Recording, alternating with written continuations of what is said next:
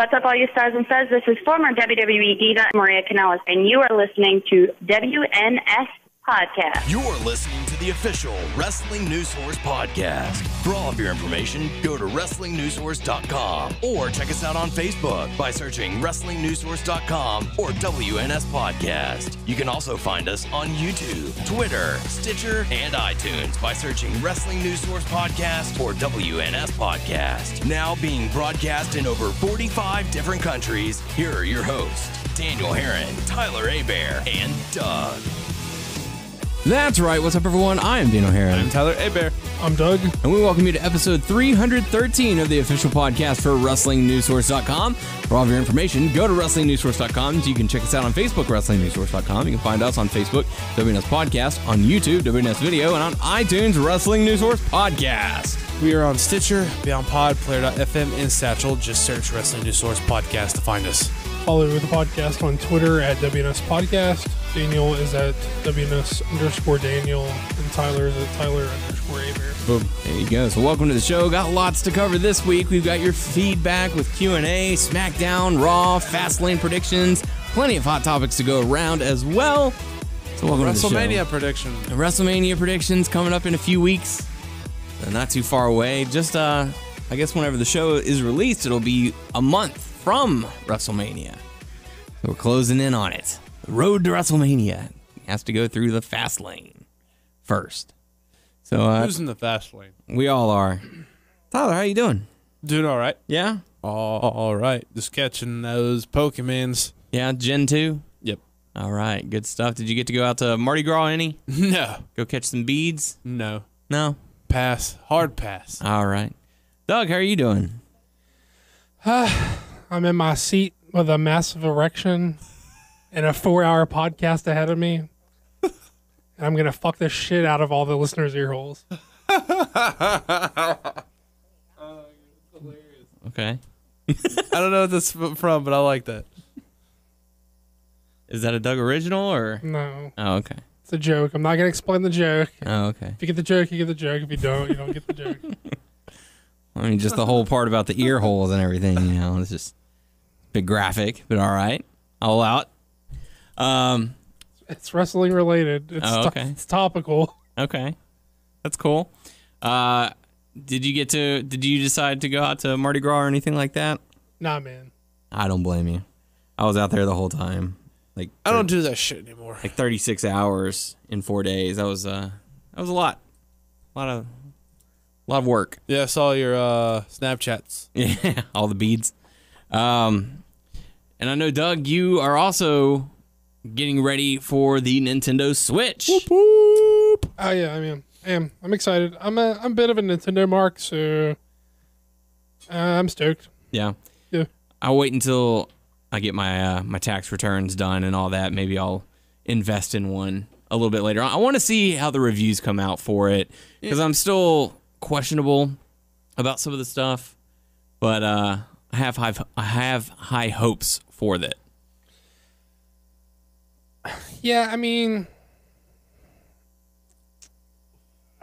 I'm not. First of all, I'm like the type of person who feels like they're missing out if they aren't like a part of the discussion like as it's happening. Mm-hmm. So that tips the scales in the favor of me needing to get it.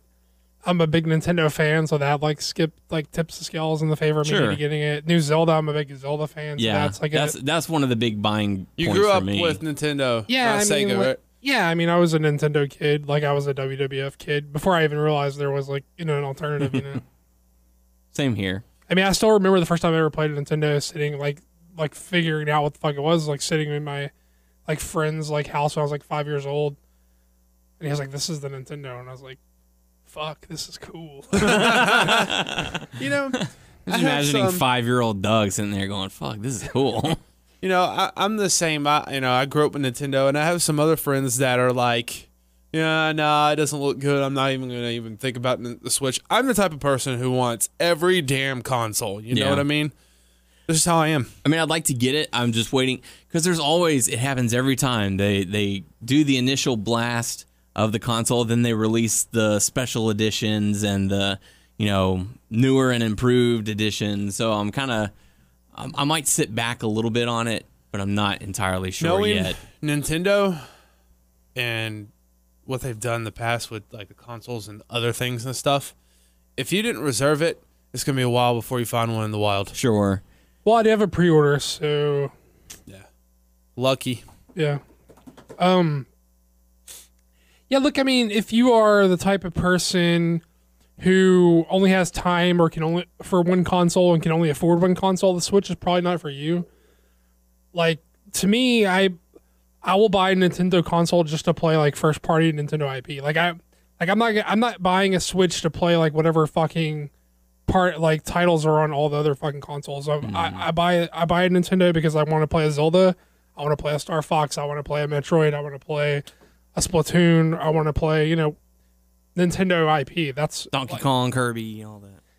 like there's no point like there unless if you don't go into it with that mind frame, then I don't know what you're expecting. Like I'm not what's like a huge AAA game that comes out like I call it like I'm not you don't get a Switch to play like the new Call of Duty or whatever the fuck is out. You know what I mean? Skyrim. Yeah. Well, I mean, I like the only they are like porting Skyrim to the Switch, but I just don't know how well it'll hold up because whenever you have the Xbox or the PlayStation or even a PC, the graphics are a big deal for other people. So I am pumped for Skyrim just to play Skyrim on a damn handheld. I don't think it's underpowered. I think it's comparable. Like I don't think it's not a step forward. Like if you're saying like I need a step forward like graphically, I need a step forward like what that's not you've got the wrong idea about the Switch. But I don't think it's like underpowered. I think it's like comparable to current gen. yeah. Or just the below, Well, I just know. I'm sorry. I know that whenever new consoles come out, there are always those first wave of bugs that need to be fixed, or certain problems that need to be. No, it wasn't taken everything, care of. right? Okay, no, Xbox 360 always had the Red Ring of Death. I don't know Sure. about PS3s. PS4s didn't have anything, right? I've never had a console like shit the bed on me. Not even 360 when that was like happening to I everybody. had 3 Red Rings of Death. Even 360 I was lucky with. Did you have a 360 die on you? I know Tyler said he had 3 die on him. I had one. It was the audio and video cable or something like that. But it wasn't a ring, like a red ring or whatever. No, I got it was the 4 rings because the red ring was the 3, and I got 4, which I looked that up. That was the audio and video issues. I mean, anything like any like electronic stuff could have bugs or whatever, but Nintendo's been pretty great with like nothing being crappy. My belief. But man, I am just so pumped about a console that you can hook to the TV, and then you can like turn into a handheld. Mm-hmm. Oh man, that is so cool. Yeah, that is a really nice feature because say you want to play a video game and your significant other, or if you have friends over and they want to watch something and you're like, no, I just want to play my game or whatever, you can just pop it off the console and they can switch the TV over to watch what they want. And everything I've heard, like, yeah, I mean, I listen to a lot of podcasts and stuff, and not just I listen to wrestling podcasts, obviously, but like I listen to like gaming podcasts and shit like that. And supposedly, the selling point with it being like portable, like it's like instantaneous. It's like you push it in the dock and it's like on your fucking screen like in less than like a second, like and then you pull it off and it's like you're ready to go. Like it's not like I have to reconfigure or whatever. The screen itself, like the handheld screen, that's the console. Yeah. And so all you're doing is just attaching but I'm a saying, cable. but it doesn't. Yeah. But it doesn't. there's not a big lag between like putting it in Good. and like it's supposedly it's like it really is like I keep doing the noise, but Oh yeah, I like that. Hey, there's something wrong with that. Did they say anything about like okay, you take it off the dock and you're playing it. Can you unplug the dock and put it to another TV while your handheld's on? Yeah. Once you connect it to another TV, you put it in and it turns on to that TV. So the system okay, like so you don't just- have to unplug the dock. the tablet is the Okay. console. Yeah. Cool. What you Supposedly would that- need to do is you would need to unplug the dock from the power strip and the HDMI cable from the TV, and then you can bring it to whatever TV you want. Supposedly that dock is like light and hollow as hell. It's basically Yeah. just like projecting it on the like nothing computing is in there. I mean, you've got your HDMI runs through there, but There's What's the- nothing in that thing. What's the price? $300. It's not too bad. Not too bad. And then Look, I don't expect people. I mean, people like me are the people that are going to hold them over until people decide to go and get these things. But I feel the need to. It's just the way I am. It's like it's probably not. It's probably a negative thing. It's probably not, I don't consider it a positive thing. But I am the type of person who feels like I'm missing out if I'm not like up on the conversation like as it's happening. I'm one of those guys. I'm eventually gonna get it. I'm not gonna get. I mean, of course, I'm not getting it at launch. But I love Nintendo handhelds. Yeah. I'm a big fan of that. And If they put out a new Punch Out, if anyone from Nintendo, anyone associated with Nintendo in a capacity of like having any say or pull or influence, I'll buy two. If you make a new fucking Punch Out, I will buy 2 consoles. I will buy just to support you, Nintendo. I will buy 2 consoles if you make a new Punch Out. Nice. And that means nothing to them. I'm just trying to tell people how much I love Punch You're just Out. trying to entice them. One extra sell. Yeah. Make a new Punch Out, goddammit. yeah, they should, man. But no, man. You know what they need to bring back? Put on there. Shaq Fu. Yeah. Sure. But no, you're getting. Did you play Splatoon? No, I have not. I will say, like, as a newer Nintendo IP, like, I enjoyed Splatoon like way more than I thought I would. I watched it's videos a whole hell on of it. a lot of fun. Yeah, I heard it's a fun multiplayer game. yeah, it's pretty good. I heard one of the good features about the Switch is if the battery is about to die, it'll automatically save your game before powering off. Really? Yeah. So like if you're right in the middle of a quest or something like that, That is really cool. It'll do an auto save right before it powers off for you. That's really cool. Yeah. So, and that's one of the concerns that I have. Like, how long? What's the battery life for the console? What's the battery 3 to 6 life? hours. It says everything I hear says it depends on the game. Sure. Like I hear you can get like 3 hours out of Zelda, but they're selling those little like portable chargers like you could plug in like in your car or something that would like plugs into like the thing. So yeah, you can hold it, while you're sitting in bed and have the wire attached to it and be playing it on the side. I saw a video where they were unopening it, and they said the little controllers that go on the side of the screen, it's a little Joy-Cons, man. Joy-Cons. Yeah. Joy-Con. Sorry, I'm just fucking with you. yeah. It's a little. It's not as comfortable just because there's not like a grip on the back of the screen. Well, I So heard you- they're small. I heard if you got big Yeah. hands, you're in for some trouble. Yeah, they are quite large, quite small. But they said that I have tiny baby hands. the little gaming I'm fine. controller. They said that the gaming controller that you can slide it into is a much better feel, just because it's something that you can grip onto, or if you decide to get the Pro controller as well. Yeah, I got one of those. I pre-ordered GameStop had this like combo where you could pre-order Zelda with the Pro controller, so I just went and did that. Nice. I hope eventually that maybe like 2K18 will be for the Switch too, because I would love to have a wrestling game that is awesome and good graphics on a portable. So Time will tell. we will see. We'll see indeed. No, I'm hearing there's a lot of people saying a lot of good shit about this new Zelda game. So Man, I love Zelda. Yeah, that I is didn't get to play the definitely, last one though. enticing. Was it Twilight Prince? Was that the last No, one? Skyward Sword. Skyward Sword. I didn't get yeah, to play that. I played Twilight Princess, and that game was pretty awesome. But yeah, let's dive into some feedback mixed with Q&A. It's coming from Clark saying, "Hey guys, I'm surprised not to see the this episode on YouTube. Anyway, I currently have WWE Supercard installed on my phone. I've been playing it since it first launched, but stopped playing it and got back near the end of Season 2. Also, I want to know what your thoughts are about the actions Orton did on SmackDown." So thank you for the comments and the question. As far as the YouTube episode, for our YouTube listeners, I do apologize. Like I said, I was working for Mardi Gras like the whole week. I got about 30 hours of overtime from doing it, and I had sent the episode off to Ben to upload to YouTube, but he had some family issues that came up and was unable to upload the episode. But I will be able to get this episode up as you're listening on YouTube. Or if you're listening on iTunes, you can head on over to YouTube and listen to it there as well. So thank you. And then, Supercard, it's a lot of fun. That's what you play, huh? I play that one quite frequently. Get all the cool little new cards that come out. And we'll talk about what Orton did on SmackDown, or we can go ahead and talk about it, because that was one of the things that kind of got everyone talking about SmackDown. I mean, whose theory was it? Yours or Doug's? Where it was like, oh no, Luke may have, was going to win, then Orton was going to.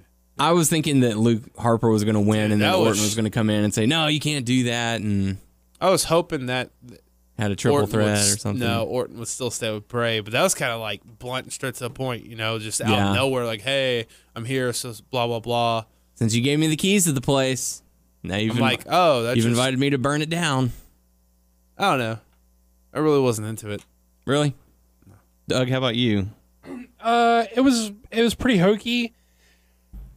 The thing about it is to make that work and to make it not seem real dumb, you have to like buy into Bray as like a supernatural being, or as some sort of like, you have to buy him as like some sort of like evil on some level, which I don't think they've ruined any mystique about him over the years. So it's hard to ask people to buy into him on that level that you can do something that you're asking people to like suspend even more disbelief to like get into this thing. And to me, it didn't work. I understand what they're going for. I think the story makes sense. I just think the execution was sort of like hokey and lame, it's hard. It's just hard to buy into that without buying into Bray. You know what I mean? Also, Orton's not like good at.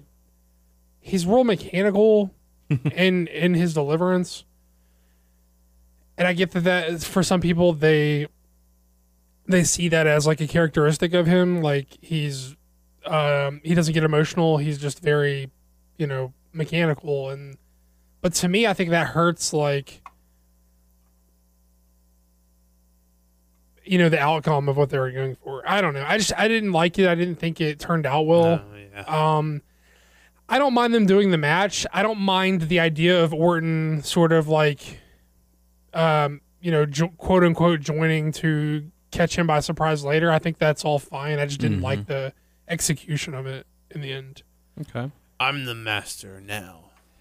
I read a number of comments on people discussing the burning of the Wyatt family compound, and people were saying, okay, if he's supposed to be this supernatural guy who gets his powers from Sister Abigail, maybe this could be a rebirthing for Sister Abigail so that they could debut someone to come in and cost Orton the match at Mania or something, and that would be Sister Abigail. I don't see it. Yeah. I mean, I can see it as a way to... I can see it as a vehicle to make some changes to Bray, but I don't see it as them debuting like a physical like woman or anything. I just don't see it. I don't know. Do you think they will use it as a catalyst to make changes to Bray's character? I would think so. Maybe a little bit. They might try and make him a little darker now. And the problem is you need to believe in his darkness to get to this point believably. You know what I mean? Yeah. In WWE, they're not gonna. Well, maybe not like on a flickering lights type of aspect, but maybe just more vicious in the ring of what he does. Like now, his first his intention was to beat you. Now he's trying to just flat out take you down, take you out. Well, see, the problem with that is wins and losses never mattered to him. Sure. And the whole time we were saying that's fine for his type of character if he just like fucks everyone up all the time. He's like, it doesn't matter that I lost on a technicality because I fucking wrecked your shit. Yeah. But I don't know. It's if you want people to buy into Bray's character, I think you have to go all in on him, and I don't think they're willing to go all in on him. Yeah. I mean, not all in is like he needs to be the guy, but all in is they need to be able to they need to be willing to go like a little darker with him than they are. You know what I mean? Mm-hmm. So maybe this will be, hopefully this will be the catalyst for that. But I guess don't set your standards too high for the WWE, because they've had Bray Wyatt for how many years now, and they haven't, given him that opportunity. Well, this is the first time they've done some like real long-term storytelling with him. Mm-hmm. So I think there is a possibility that I think they've already sort of reinvested in him, but I think that there is a possibility they could reinvest it, like continue to invest in him, like with this brand split. So Yeah. I don't know. I thought him burning the thing down was kind of funny. Like the way he was like dousing the gasoline was kind of comical, and I thought it was kind of funny the way he did the pose in front of the burning barn. He is reborn as the apex predator. Yeah, Predator technology. You know what? I just burned this building, but I don't know why I'm doing this. But here we go. Because it's cool. That's part of the entertainment. I'm aspect. the master now. The person I really feel sorry for in all this is Luke Harper. Yeah.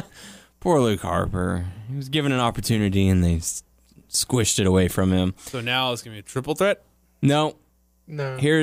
I'm thinking that because on Talking Smack it was Daniel Bryan and Shane McMahon, and they were like, "Oh, we have so much to discuss now," so they're probably going to screw over AJ Styles and say, "Well, Orton was careful in the way he worded things, and he still won." This is the catalyst to get to the Shane AJ match. Yeah, Gotcha. unfortunately.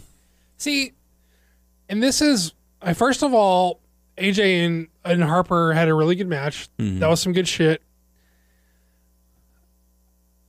I didn't like the finish, and I think that you could have accomplished everything that you set out to accomplish without beating Harper, because I didn't think he just sort of re-debuted, and I didn't think it was time to beat him yet, especially if AJ's not going to be injected in the title picture. Yeah. Because you can still do the foot on the ropes, and I guess some people would probably try to say, well, it took two finishers to put him away. That's their way of protecting him, I guess. But there was no need to beat him at all, because when Shane came out and restarted the match, like that could have been, you still get the catalyst for branching AJ off of Shane, and then you still could have had Harper win, like while he's like fucking talking shit, he turns around into the discus lariat or like a roll up or something, and then Harper wins. And then that keeps him strong, because AJ is not going to lose any heat over losing to Harper. He's still over his shit, and losing to Harper isn't going to change that. Yeah. And the crowd really actually got behind Harper in that match. If you listen to like the way the crowd broke off, they said there was like a vocal segment who was behind Harper. So, I mean, I think there's a way to like sustain this push off of this. I just I don't like that they beat him already. See, and now you're looking at Harper not even having a match for Mania. Like, he'll probably get tossed in the Battle Royal. That's what I'm saying. So That's why I feel worse for him and all this, because Yeah. yes, the Orton and Bray stuff was dumb, but we knew they were going to end up there anyway. Mm-hmm. I would at least rather Harper won, and then that's Shane be the reason that AJ lost the match. right, and then Orton's not turning because they've already been butting heads and not getting along, but Orton be the reason that Harper doesn't get the match, and then reinterjects himself back into the match. I just thought there was a better way to go about it. You can slot everyone into where you want them without beating Harper. Yeah. And I didn't like that. But the match was good. Good performance from Harper and AJ. Of course, AJ is. Yeah. Yeah.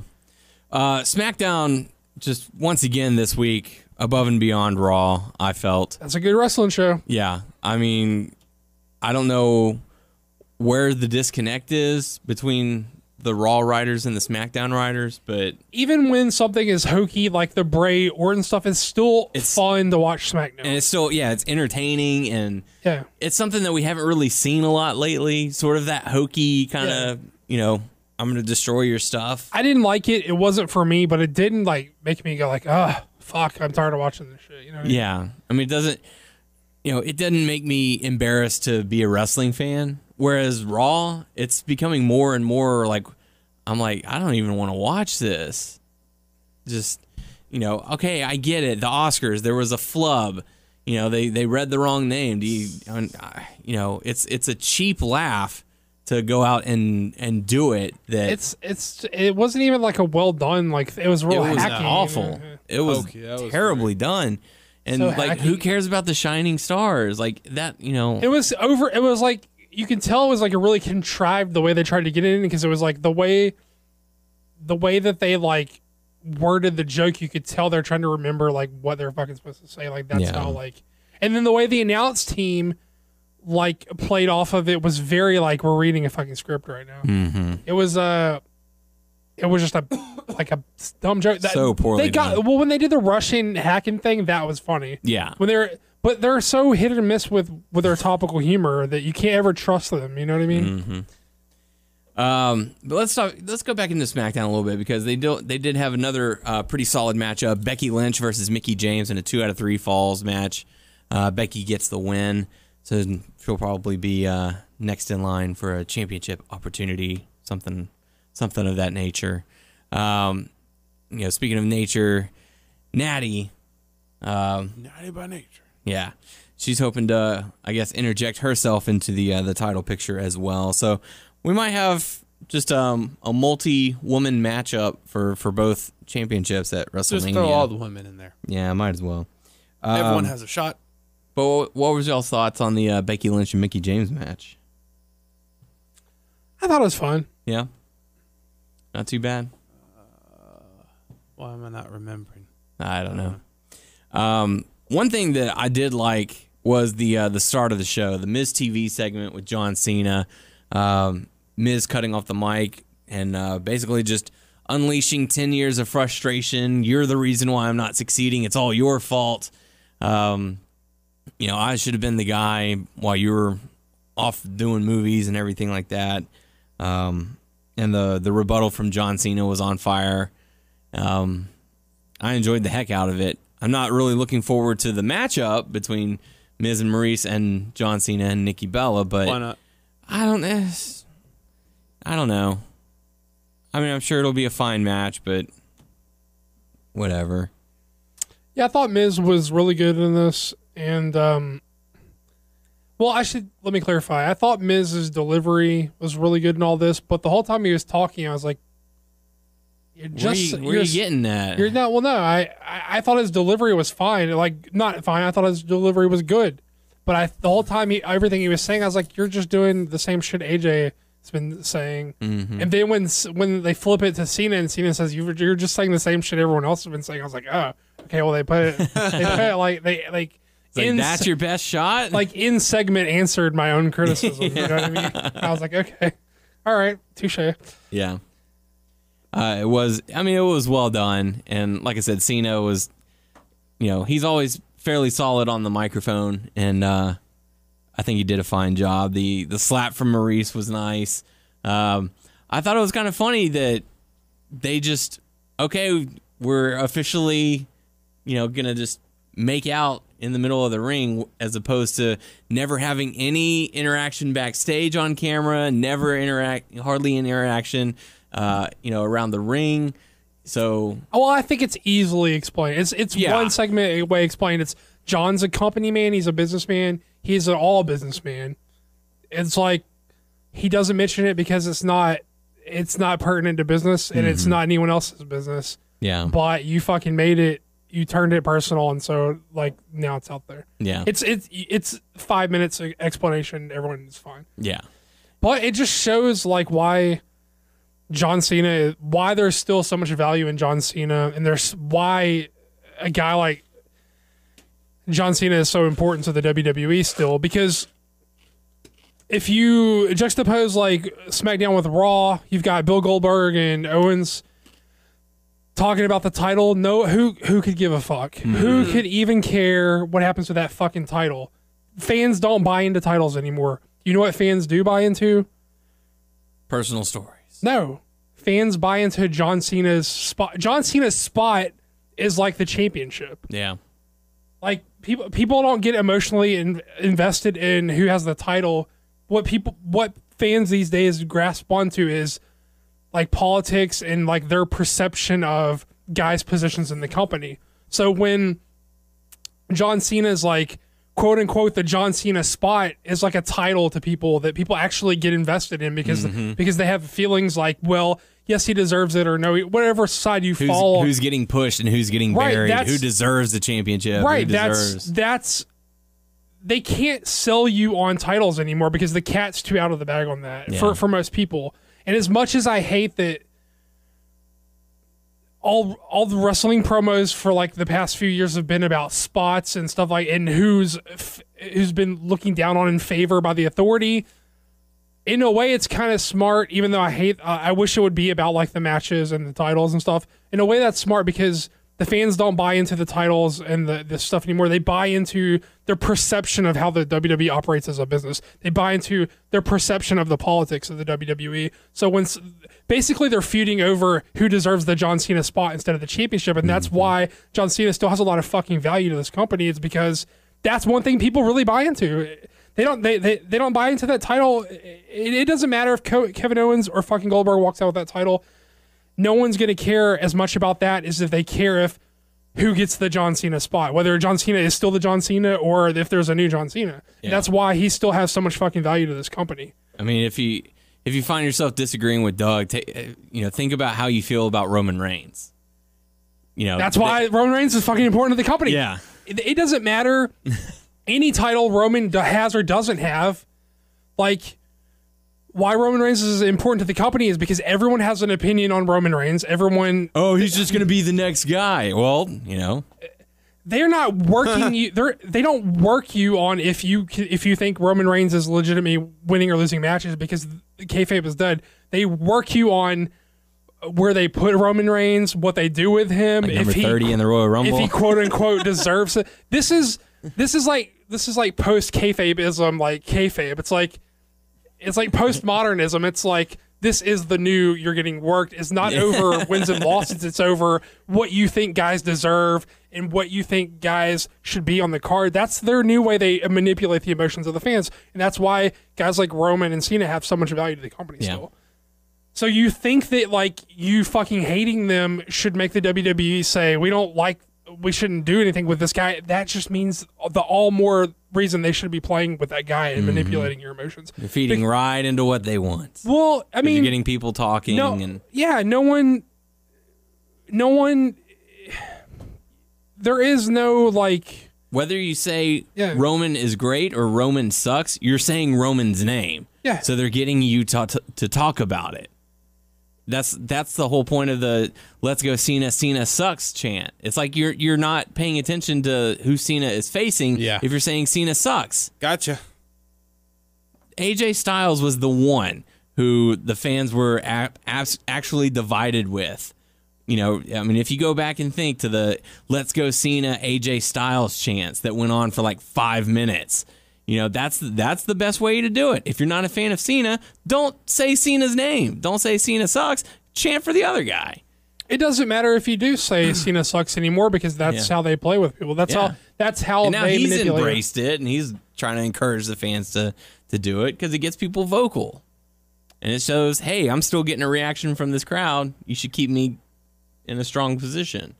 Yeah, I mean, look, the John Cena spot is the most important championship like in the WWE, and the Roman Reigns spot is like the second most important position in the WWE as well. Yeah, because they can't make you feel one way or the other about Roman Reigns winning or losing, but they can make you feel about where you think he's supposed to be and what your perception of what they do with him is. Yep. And before I forget, just because before we move on, I just wanted to say that you're not the Undertaker, but if you try me again, you're a dead man. That was great. A fucking banger of a line. Good on you, John. But yeah, man, look, that's why Roman and Cena are so important to this company still, because that's what elicits like an emotional response from the fan base. Mm-hmm. Whether you would like care to admit that you're being manipulated or not, you are. Yep. And after Maurice slapped John Cena, I did like the part where he was like, "Oh, you just made the biggest mistake of your life." Then cue Nikki Bella's music. She runs down, chases them away, and I forgot what she said, but she was like, "You touch my man again, bitch, and you're something." I forget. But it was, yeah, I'll break you. Crush. But it was, you know, it was kind of weird watching them kiss in the middle of the ring because it's like, you know, we've never seen that. Like I said, on the WWE programming, I'm sure they've shown it on Total Divas or the Bellas or whatever it was. But, you know, for the fans who might not have known ahead of time, even though they made mentions of it, oh, your boyfriend John Cena, you know, the fans never saw them have that kind of interaction. So for them to just turn around and start kissing, that's kind of like, whoa, they really are a couple. People aren't just saying this kind of stuff. So it's kind of weird to see. But, you know, congrats to them. Let's see. One other high talking point for SmackDown was the Ambrose and Baron Corbin segment. I will say this. I had a like and a dislike moment for Ambrose, and it was as soon as he turned around and tried to make a joke towards Baron Corbin. You know, he came out. He was supposed to have a match or whatever with Kurt Hawkins, delivers the DDT or Dirty Deeds. Hawkins rolls out of the ring, and he cuts a fairly serious promo on Baron Corbin. Corbin appears on the big screen, and then as soon as he goes, "Wow, and I thought your tattoos were ugly in person. They look even worse on the Jumbotron." That's whenever I lost it. I'm like, I don't care. But Baron Corbin, holy crap! I've certainly turned around on this guy. Like his delivery was solid. His in-ring work has improved greatly. You know, he's getting better on the mic.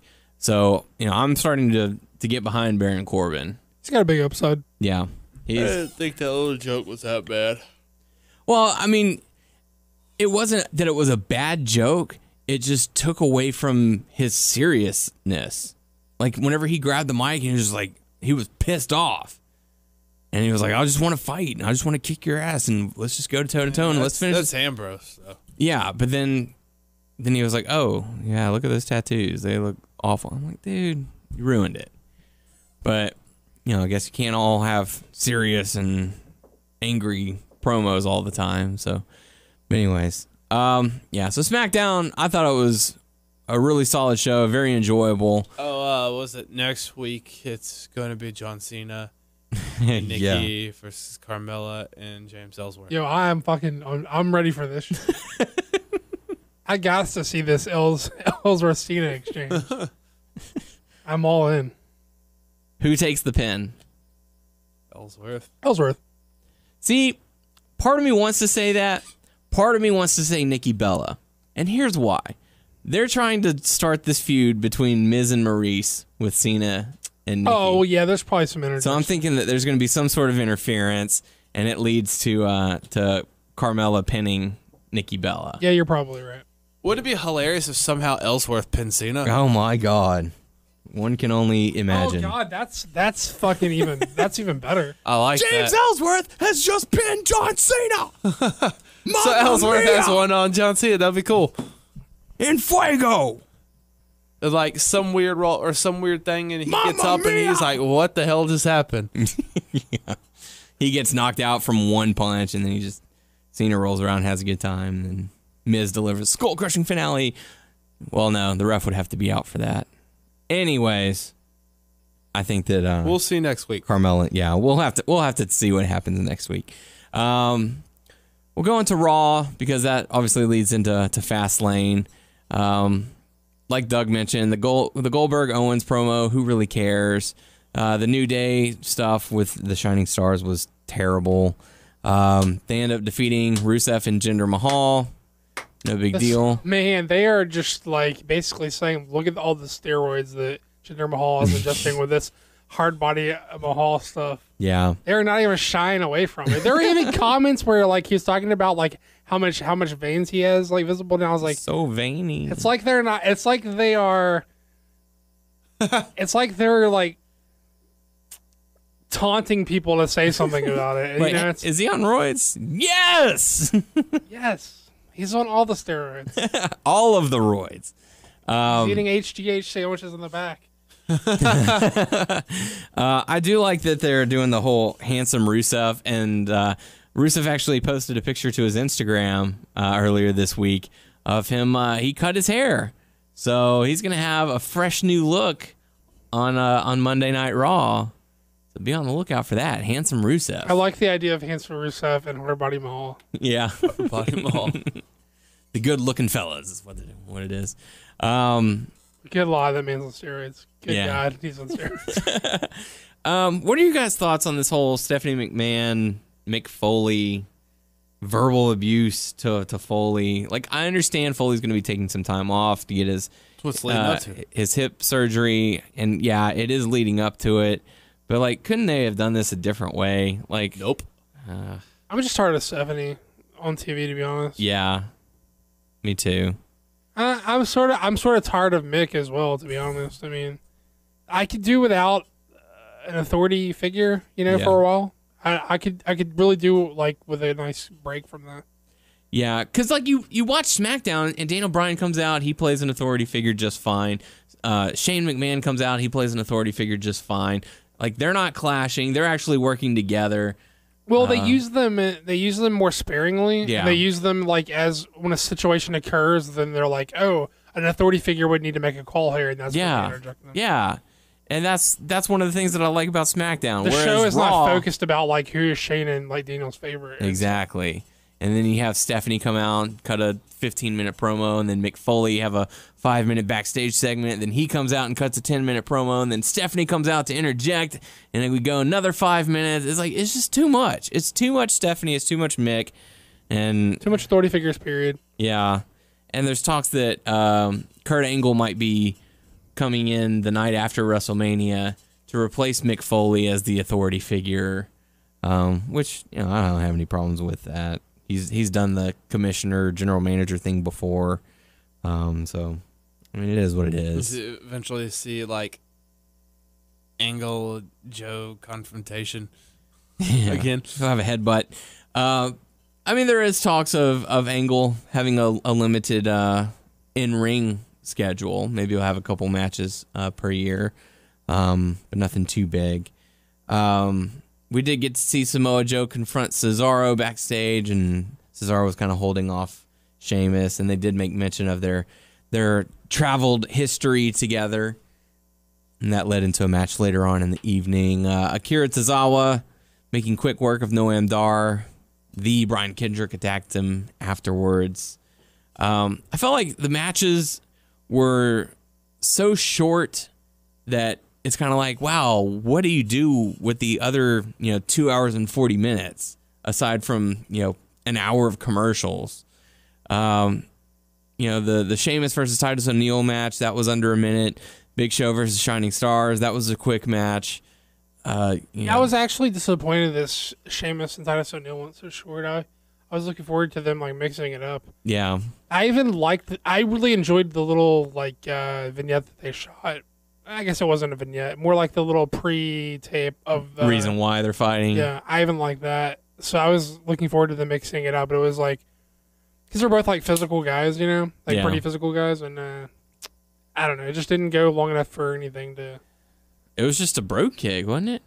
Like, I think so. Well, Titus attacked first. I think it was and then like the match started. Then there was bro kick, yeah. and that was Your it. partner's about to be beat up. You need someone who's really good, and the Titus brand is going good right now. So we could do the Irish connection. We could do that. Strong stuff. Tempting offer. Yeah. I thought the Seth Rollins and Triple H interaction was fine. It kind of went a little long with the whole, this sucks, and I'll be at me. I don't know if I'm going to be there. Oh, I'm going to be there. I thought Rollins was terrible here. Yeah. Let's see what else. Joe and Cesaro. Yeah, that was fine. At first I thought, oh God, Cesaro just hurt his knee or something, but they played into the matchup. Man, like when are they gonna kick the Joe stuff in? You know what I mean? It's like he's there. He has some good stuff, but I really want like him to get into something good. Like, Yeah, who knows how far this Zayn and Joe. Well, that's to help get through Fastlane, because that's going to end. That should end at Fastlane, and then we'll have something going from there. I'm hearing that there's going to be a 6-man tag match with Triple H and Samoa Joe, and I'm probably thinking Kevin Owens against Rollins, Jericho, and maybe Sami Zayn. That would be my thoughts if I had to put the 6-man together. But we'll see. Big Cass defeated Luke Gallows, but yeah, Jack Gallagher and TJ Perkins defeated Neville and Tony Nese. We had the contract signing between Braun Strowman and Roman Reigns, which turned into a brawl.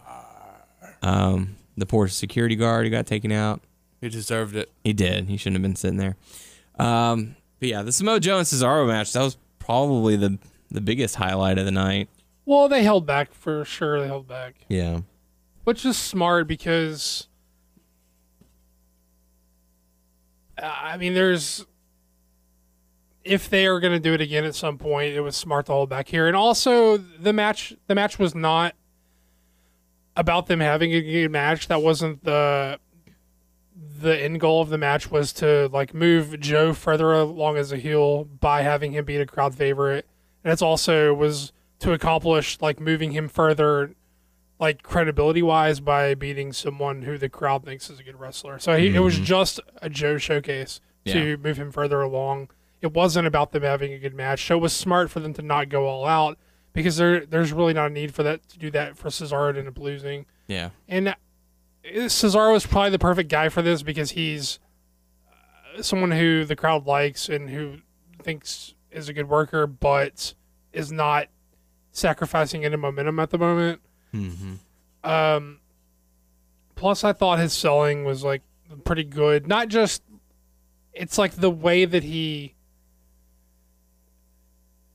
like amped up his selling, like the transition of his selling, I thought was pretty masterfully done, considering that they worked a semi-short match where he didn't have time to do the epic, like, I'm shaking it off, annoyed thing at first, into, like, I can't, like, the way that he transitioned from this is a nagging little thing into, like, you know, I'm getting worked over, was, like, pretty well done. Yeah. So, good work from both guys. Hopefully we'll get a match down the road with them again, and they can give us everything they've got. But that takes us into Fastlane predictions, because that's going to be taking place this Sunday, and we've got to hear those picks. We got to hear those picks. We've got to hear those picks. There you go.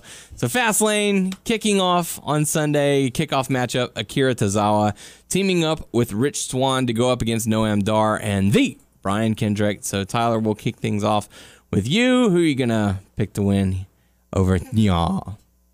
Oh, I think the good guys are going to win. Akira Tozawa and Rich Swann? Yeah. Okay. Even though Brian Kendrick is trying to teach Akira some life lessons. I know the rules don't like say this is going to happen. I say they're going to win because the other cruiserweights, my pick for that goes opposite. Could portray later on. Yeah. Okay. So Akira Tozawa and Rich Swann to win? Yeah. Okay. Doug, how about you? I'm going to go with the heels, just because I think when Tozawa beats Kendrick, it should be like 1-on-1, not here. Yeah. Plus, they're still playing off of the, like you said, Kendrick's trying to teach him shit, or thinks he's teaching him shit, and, you know, I guess this doesn't necessarily apply because it's a tag match, but I think I'm just going to go with the heels. I don't know why. Okay. Makes sense to me. Cool. I'm going to side with Tyler on this one. I think it could play into the end of the Cruiserweight Championship match a little bit later on. So I'm going to go with Akira Tozawa and Rich Swann. I think they'll probably have Akira face Neville at a later date, but who knows what we'll see. I think so too, but I think what propels him into the contendership is by beating Kendrick.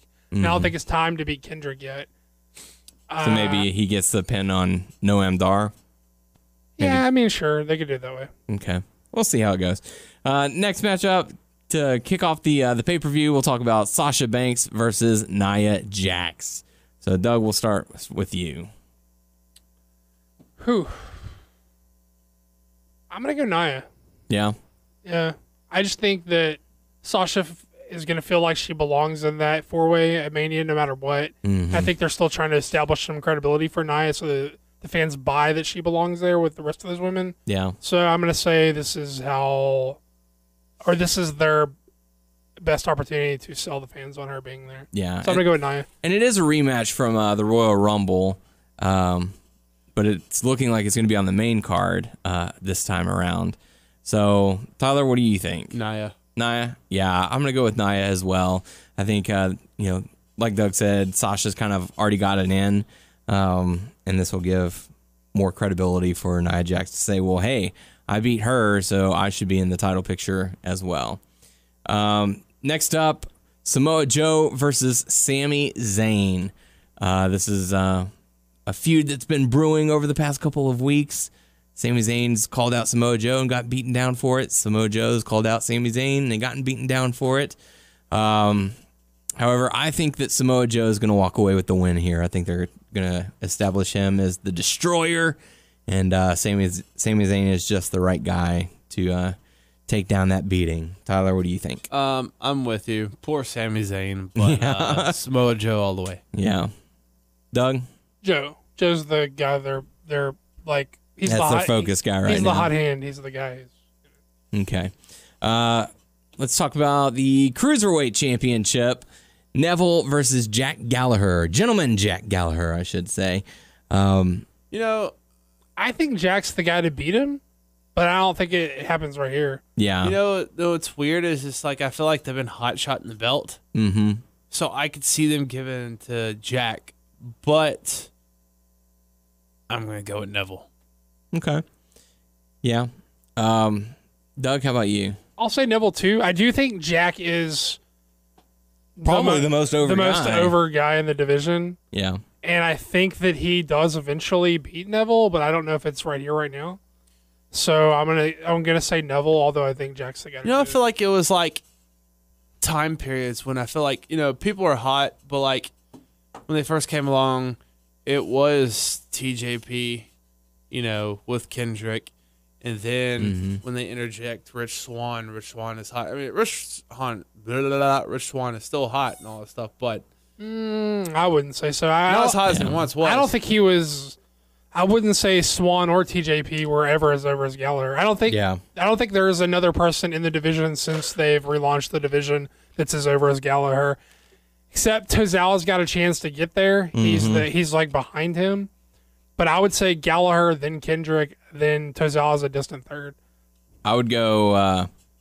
I would say right now, I would say that Gallagher. I forgot about Neville, but Gallagher is number 1. Neville is number 2. Kendrick's number 3. That would be my top 3 as far as like crowd reactions. I think you got to mention Tozawa just because he's only been on TV for 3 weeks. Well, people already know his shtick. Yeah, he's a close 4. Like he's closing in fast, only because he's only been there for like 3 weeks. Yeah. Gallagher, they brought the guys in. You know how it took some time to bring some of those other guys in when they started the Cruiserweight. Like TJP was there. Was Gallagher off the bat with those other guys, or was he came in a few weeks later. So that's what. Okay. Because I was like, man, they started 205 Live and he's not on there. What's the deal? Like that I believe was the one it was I a wanted Visa to see. thing. Oh, really? Yeah. Yeah. So all 3 of us picking Neville to win. All right. Maybe Jack we're Gallagher. all also in agreement that Gallagher's the guy to eventually take it from him, right? Yeah. Maybe he gets another chance or something. Neville. It'd be like a nice Mania moment if there was something. Yeah. I've heard rumblings that there's going to be a ladder match. Okay. For the Cruiserweight title. That makes sense. Yeah. So because I know they did that with the Intercontinental title for a number of years, and that would be a fine way to transition it to a ladder match, and that way you can have all the guys get their shine. Maybe you can have some high spots and let the Cruiserweights really show what they can do. Cruiserweights. So Neville unanimously picked. Next up on the list, the Tag Team Championships. Gallows and Anderson going up against Enzo and Cass. I don't really feel like this is Enzo and Cass's time. Would I be surprised if they pulled the trigger? Not really, but I feel like they would be more for a WrestleMania moment. So I'm going to go with Gallows and Anderson to retain. How about you, Tyler? Same here. Yeah? Yeah, same. They want that pop at Mania for those guys. Oh, They'll yeah. win it there. That or something will happen and they get it like the next night, the Raw after Mania. So, but yeah. Let's see. Let's talk about the Raw Women's Championship. This one, Bayley going up against the undefeated at championship matches and one-on-one scenarios and a pay-per-view Charlotte, who apparently apparently can only lose when it's on Raw. So Bayley versus Charlotte. Doug, you're saying Charlotte? Come on, man. That's the gimmick, Charlotte. All right, Tyler. How many times? She's 5-time or 6-time? This would make her 5-time. Charlotte. Charlotte? All right. Yeah, I'm going to go with Charlotte as well. I don't know. Maybe Bayley wins it back at Maybe Mania. she'll tie her father's record in no time. Absolutely. She'll be like 32. Already beat it. Next up, Roman Reigns versus Braun Strowman. Oh, man. As much as I'd love to see Braun get the win, okay. Let me back up a little bit before I say what I'm going to say. Back up. This match and the Universal Championship match, I feel, have the best opportunity of some sort of outside interference. Either Lesnar's going to cost Goldberg the match, or okay, let me take that back. I feel like Roman Reigns versus Braun Strowman is going to end with no outside interference. After the match, something happens. Like maybe The Undertaker appears up against Roman Reigns or causes him to lose the match. I don't know. Or, like I said, Lesnar appears to cost Goldberg. Some trickery. Yeah. I don't know. Nah, man. You ain't going to see Lesnar. You're going to see Jericho. You think Jericho's going to come and cost him the match? No. I think he's going to come out after the match, and they're going to set up the Mania stuff. But with Braun and Roman, I pick Braun. Picking Braun. Brawny. Okay. Yeah? The paper towels? Yeah. Okay. Doug, what are you thinking between Roman Reigns and Braun Strowman? Roman. Yeah. Roman's going to win. I'm thinking Roman's going to win as well, because if they are indeed going to have him go up against The Undertaker, because I don't know who else they would have him go up against at WrestleMania. Dude, if Undertaker could go still. I mean, they're saying he's going to be there, so. Okay. You do realize the WWE in 2017 is completely reliant upon over-the-hill washed-up guys to draw, right? True. So, do you doubt Goldberg? they won't cart His Undertaker's ass out? You're going to do this. You better get your shit prepared for Mania, okay? Do what you have to do. We saw how you looked at Royal Rumble. Do what you have to do. Get prepared. Also, I love how he did that whole, like, I'm back, baby, and then, like, where is he been? He was at the Rumble. Well, that's true. That counts. That's I'm back, yeah. Instead of one time a year, it's going to be twice. That's right. That's 2 times as many as the last time. Yeah, I'm going with Roman Reigns Same. to set up for Undertaker. So you're still sticking with Braun? Braun. They're showing patience and restraint with Braun. Braun.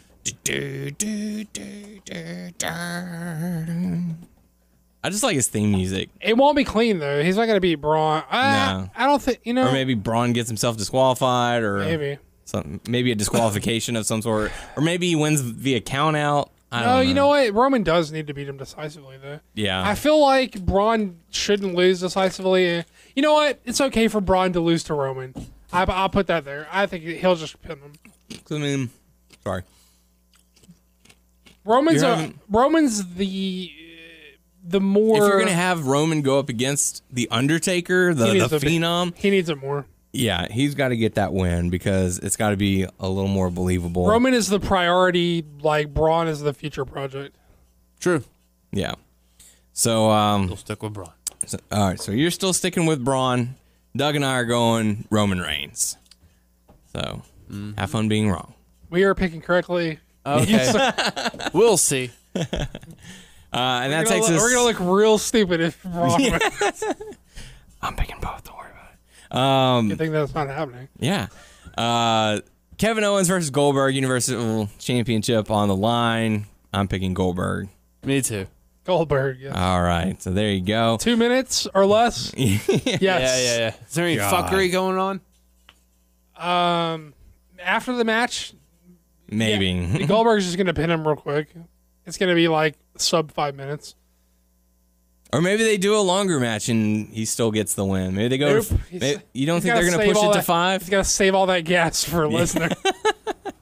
All right. We'll say, say that Goldberg wins. Mm-hmm. So that Monday or 2 Mondays, they're gonna have a rematch, right? At some point, yeah. Yeah. Between WrestleMania. I mean, then in WrestleMania, they're gonna have a rematch. Yeah. And I'm sure we'll see it. And I'm sure it'll have similar We're gonna see what? situations. Him lose again. Oh, you're It. setting it up. It. My bad. We're going to see it. Oh yeah, I was about to say it. Felipe. I wasn't looking at you. So I Oh, we didn't even talk about Felipe. Oh. didn't- yes, we did. On the show? I kicked it off with the Felipe joke, and you guys didn't. Oh, okay. Oh, that was the flip. Oh, I get it now. I'm stupid. Sorry. If you know what we're talking about, rewind to like where I initially said I was going to fuck Go with your back ear to the hole. beginning of the show. And then come back here. Look at the timer, see where we are, and then go back. And then come back here.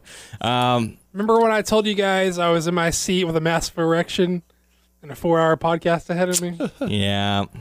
I was going to fuck the shit out of all your ear holes. Yeah. Remember that time? That was a good time. Oh, Felipe, what are you doing? The thing about Phillips is I can't picture. What makes it so funny is that he looks like such a straight-laced guy that I can't imagine him saying he's gonna face fuck the shit out of someone. Oh, no, he was hacked. He was totally hacked. Don't worry about it. So I just can't imagine Phillips saying that. That's what makes it so funny, right? He's a freak. He likes it. He likes it dirty.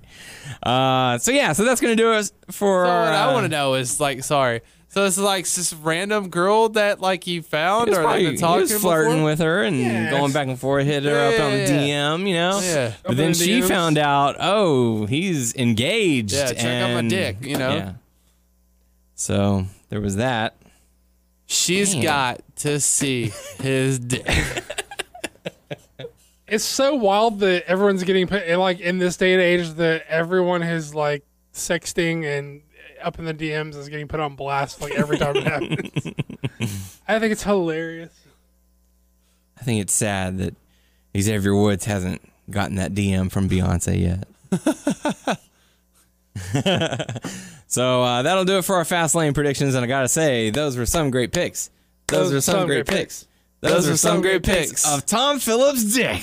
There you go. He said dick. I didn't say dick this I time. love that you guys are like, what the fuck are you talking about? And then we brought it all the way back around at the end of the show. Came full circle. It's great. It works out. All about the dick. That's right. So hot topics. Man, there have been some interesting developments as of late. One that broke this morning, as the time of this recording. Jack Swagger has asked for his WWE release and apparently has been granted it. Don't blame him. Yeah, Good for him. What the fuck has he been waiting on? I guess he was hoping that maybe Brand he'd split, maybe. Yeah. Last thing that he did was Baron Corbin, which didn't last long. It was 1 week. That was it. Really? Nah, it was like 2. They 3 did weeks. the hottest free agent thing, and then he Yeah. lost to Corbin, and he's And that was it. been ghosts. I've never seen him since. See you later. So hopefully, he said that he'd be open to wrestling in the UK, Japan, or if someone paid him enough, he'd step inside an octagon or a fighting cage. He's better than Cody, so Yeah, well, who knows? Maybe we can reach some out to more him or something. Bullet Club members? How about we need Ryback? We need that was the tease. When Cody brought in, they were teasing they were bringing Ryback in. Ryback. That's his real name. Ryback Reeves. Ryback Reeves. I would rather ride back in the Bullet Club than Cody. Yeah. We'll stick around in the WWE world for now. Beth Phoenix going to be the next inductee to the WWE Hall of Fame. I know a lot of people were hoping that Chyna was going to be in this year, People are but pissed about that. yeah, but it's going to Beth Phoenix this year.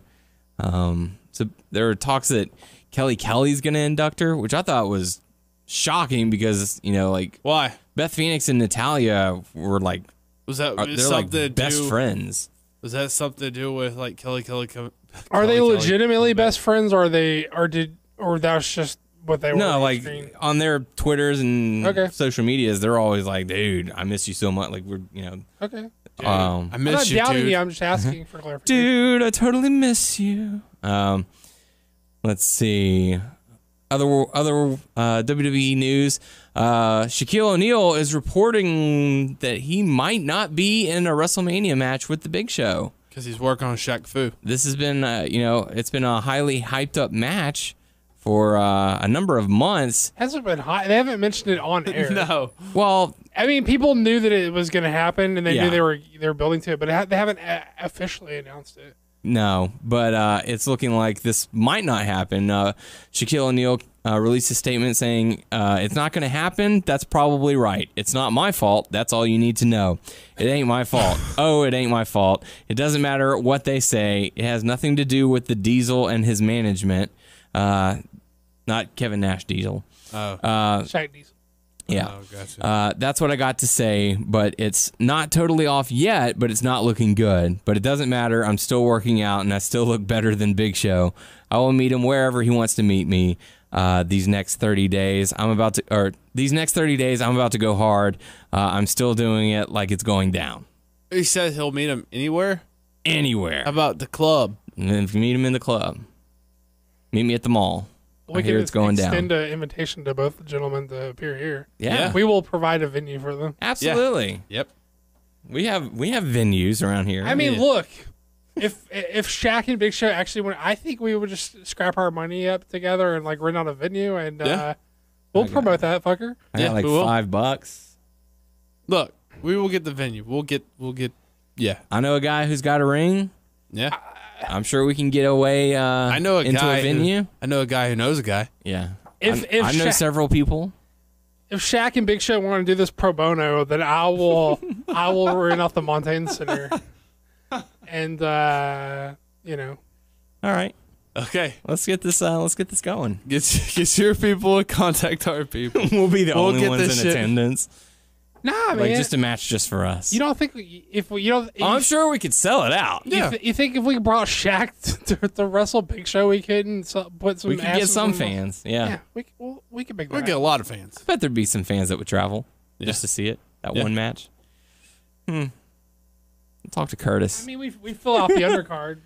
Yeah. We'll fill out the undercard and Curtis can supply the ring and some of the undercard matches, and We hopefully got the ropes won't break and everything will be We fine. got it. Yeah, we got this. So don't worry, Shaq. We'll make this match happen for you. Yeah. Thanks for listening. We'll give you 45 days instead of 30. WWE, I don't know what they're thinking. Yeah. So we'll Thanks give for you 45 days.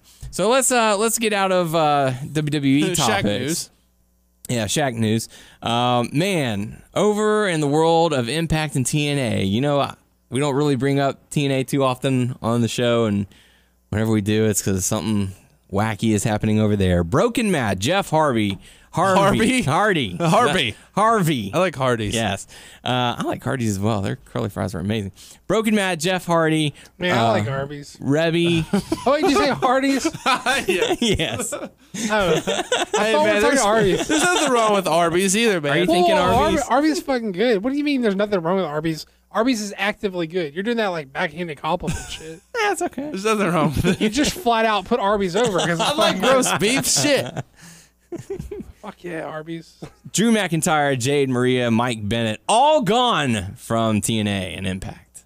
You know what? All within the last week. Since you posted this on our page or whatever in this, I did not know about Bennett and Maria. Yeah. So the question is is it Bennett gonna go back to ROH, or you think WWE will pick him up? Probably and I'm New gonna be Japan. completely honest with you. Be I know a little bit completely about honest. Jade. I don't know really anything about her. Yeah, me neither. Okay. But it's just the fact that You know, 1, Oh, 2, yeah, 3, Jade. 4, Yeah, she's in Mortal 5, Kombat. 6, 7. 7 people in the last week have departed from TNA. So what was the deal that they wanted to? I only know about the Hardy stuff that they wanted, creative control, and then they had a contract that They was can't afford the Hardys. no, yeah, And they probably couldn't afford the Hardys if the Hardys hadn't like revamped their career. But now that the Hardys have revamped their career, they really can't afford the Hardys. Yeah. And it's, not a great sign that some of the like lower on the card talent they can't seem to come to terms with either. Yeah, there's talks that even more people might be on their way out soon. It's a sinking So ship. this is with Jarrett and his crew. No, it's more like the corporate whoever. They brought Dutch and Jared are back in to run it as a wrestling company, but they're not the owners. They still that's not their money in. Like So the Hardys wasn't dealing with them; they were dealing with the upper. Yeah, the upper management. The people own that it. bought TNA are still the people who bankroll the company. Jeff and Dutch don't pay the wrestlers; they work as like bookers and shit. Yeah, Gotcha. and so apparently they were wanting to have control over their independent bookings. Yeah. And No. Not only control, they wanted a 10%. fee on. They wanted a fee from their independent bookies. Like they wanted a cut, which is fucking ludicrous. Yeah. That. It's one thing if you're paying these guys good money and providing a full schedule from them, and then you still want a slice of their other shit. But when you can't pay these fucking dudes and chicks, and then you want to, And you're not paying them per episode; you're paying them per date. right? So it's like, oh, we're gonna film 4 episodes in one day, and you're we're only getting paid- paying you for that one You're day. paid for one show because you only showed up that one day. No. So they're done with TNA, and they still have the belts, huh? Yes. And that was part of the issue of their contract negotiations. They're like, hey, we still got the belts. We're like, okay, well, Send 'em the back. Hardys were like, okay, well, we'll work with you guys, and we'll come in and we'll drop the titles to whoever you guys want to do. And they're like, we're not going to let uncontracted talent work with us. Get out. So it's like, the hell? Fuck you. Yeah. Good luck getting the titles. You want them back? You come get it You're from gonna see us. them in New Japan or something, and then they're gonna Have do the a whole drop it in the representative come trash. to our damn house and pick them up. We'll have Senior Benjamin bury it somewhere. Yeah, good luck. It's somewhere buried in our yard. Actually, I sold it to a fan down the street. Yeah. So, yeah, I think it is a sinking ship, and everyone's kind of getting the. I was like, oh, is he leaving too? Oh no! Moose is actually one of the few that is still contracted to TNA right No, now. I was checking my email, and the person I was trying to get that Master Edition Zelda from on eBay, we worked it out. So. All right. Okay, good. I also thought I mean, but we can do the Moose thing if you want. Yeah, okay. Moose. I thought also maybe since you said no to the Moose, that you had confirmation that you're gonna get your Switch or something. Oh no! Yeah, I thought you were doing that because like you received the payment or whatever for the Switch. And all Oh no! I ain't getting no money from nobody. I'm the one dishing out. Or that's what I meant. Like you had noticed the transaction had taken place. No, no. I got the confirmation in email, but they just haven't taken my money yet, which bothers me because I'd feel better if my money was gone. They're paying me. Maybe they're to play the waiting until Switch. like the day it releases maybe so. to say, "Oh, look at all the sales we made in the first day alone." Who knows? I don't. I I had to can't switch. I'm sick today. I gotta stay home. Yeah, or maybe it'll be one of those things where you bring something to GameStop and they scan it and that'll confirm your purchase or something. I don't think so.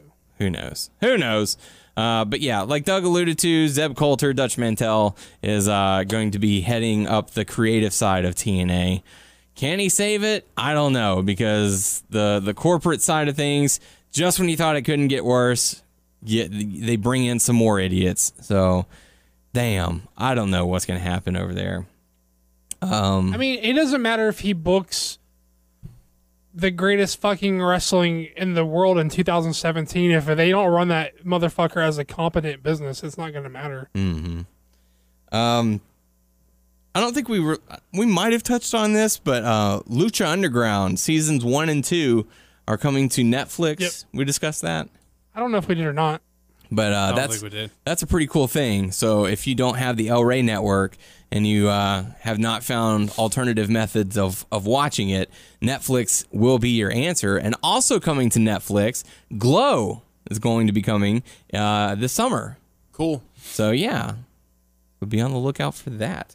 Final bit of Hot Topic news. Wade Barrett, also known as Bad News Barrett, no longer going Bad News Barrett because that gimmick is owned by the WWE. So if you're looking for independent bookings for Wade Barrett, he's now going by Fake News Barrett. So I'm afraid he's got some fake news for you. So that's, if he's mocking Trump, I give it my approval. If he actually believes, if he wholeheartedly buys into Trump's fake news bullshit, then I just alternative facts Barrett. Then I just feel sorry for him. So, but if he's mocking, good on him. So that's going to do it for us this week. Hope everyone enjoys pay-per-view, Fastlane, and the final stop before the final WrestleMania. countdown. Yeah. So for the make sure to submit any questions you might have to us on YouTube, WNS Video, also our Facebook page, WNS Podcast. You can check us out on WrestlingNewsSource.com and WrestlingNewsSource.com on Facebook, and subscribe to our show on iTunes by searching Wrestling News Source Podcast. You can find us on Stitcher, Beyond Pod, Player.fm, and Satchel. Just search Wrestling News Source Podcast to find us. The podcast is on Twitter at WNS Podcast. Daniel is at WNS_Daniel. Tyler's at Tyler_Aber. And I need at least one more follower because right now I'm at 666 and it's kind of been stuck there for a couple days. 666. Yeah. So if someone could either unfollow me or get someone to follow me, that would be cool.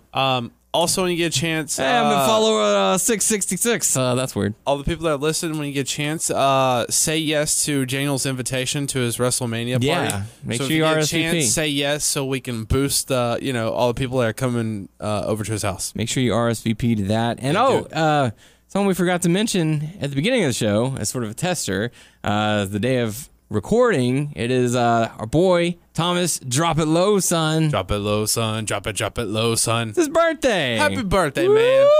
Woo! Hey, happy birthday. How old yeah. are you? He's a growing boy. So yeah. So happy birthday. If anyone's enjoying their birthday this weekend, happy birthday to you as well. Wish him happy birthday on Facebook. If any of our listeners happen to be in the Houston area this weekend, head on out to see Doomsday Wrestling. Our friend I think I'm gonna head over there. I'm gonna bring a friend. I'm gonna try to convince Kelsey. Yeah, good luck. She's gonna say no. Hey, I know it's our anniversary weekend and everything, but we should totally go watch Doomsday Wrestling instead of going to the piano bar or something like that. We can go to the piano bar afterwards. The brewery. Yeah, it's a brewery. I'll get you a beer. Don't worry about that. That's gonna do it for the podcast crew. I'm Daniel Heron, I'm Tyler Aber. I'm Doug. and we'll catch you all next week. Catch Pokemon.